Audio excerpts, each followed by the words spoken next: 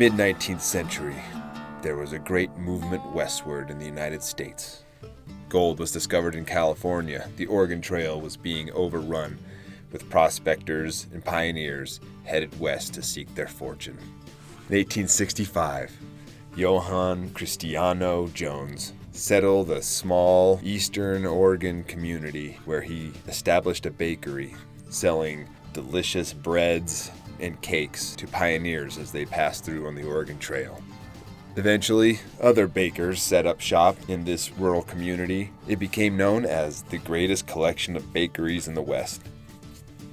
In 1874, the city was incorporated as Baker City as an homage to its historical roots.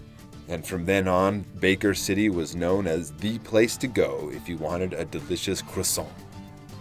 This tradition of delicious cupcakes and pastries was passed down generation to generation for nearly 100 years.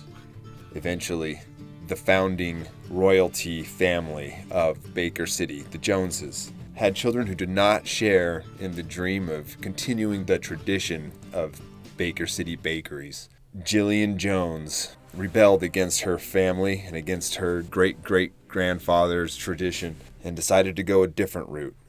As more and more founding families' great-great-grandchildren decided to move away from the baker scene, the city became desolate. Homelessness rose, businesses closed, and Baker City began to look a lot more like Western Oregon. And that sealed the fate of what was once a great and historic landmark of the West. Baker City is now just a relic of what it once was. But sometimes, if you are able to get to the outskirts of the city, away from the fecal matter in the streets and constant protests and burning of police buildings, you will be able to smell the faint, delicious remnant of the past. It almost smells like a cupcake. And then you realize you're standing over the grave of Johann Cristiano Jones.